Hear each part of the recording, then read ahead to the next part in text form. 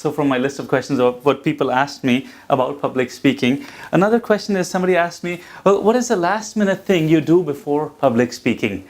And I think he's just asking if I do any type of last minute ritual or say a prayer or something like that. But you know what, the actual last thing I do is I empty out everything from my pockets. Everything must go. Nothing can be in the pockets, because you have to be pretty free.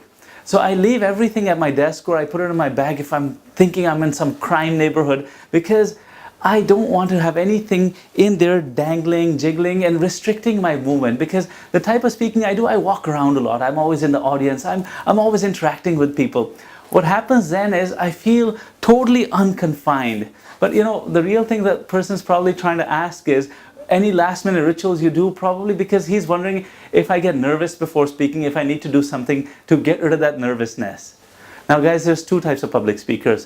One that admit that they get nervous, and the other one that lie that they don't get nervous. Everybody gets nervous. And when I've spoken to very large audiences, I actually do get nervous. I'll get nervous for quite a few seconds till after the speech has started, but then it fades away. And then when I'm in my zone, I am completely fine. And this happens to everybody, but you know how it got there is practice. And some of the greatest public speakers were terrified of public speaking. Steve Jobs, terrified. Bill Clinton, terrified. All these guys are the best speakers, or were the best speakers in the world. But you know, they were really nervous when they got started, and what made it easy is we speakers are very lucky that often we get to speak content that we've spoken about maybe once, twice, or maybe 100 times before.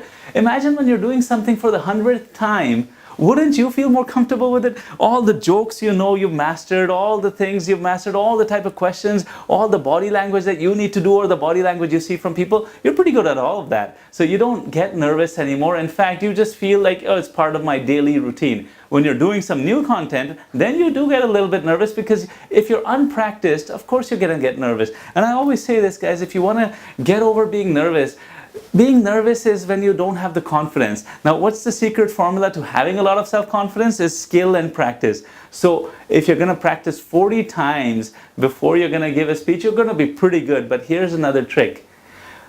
Practice 38 times. The last couple of times, practice at the venue. Practice when you get there, when people are just getting seated, and you'll feel, well, they're going to already know what I'm going to say, because they're going to be there already.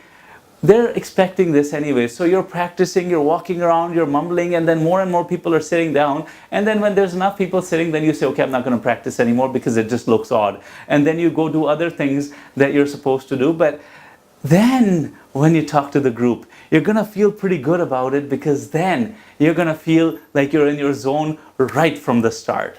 So the last thing I do is I empty my pockets, because I don't get nervous as much anymore. But everybody gets nervous, and the larger the crowd, the more you're going to get nervous. But if you practice enough, you're not going to get nervous anymore. Guys, if you're watching this on Facebook or LinkedIn, do like and share this. And if you're watching this on YouTube, make sure you subscribe to the channel and do write some comments below.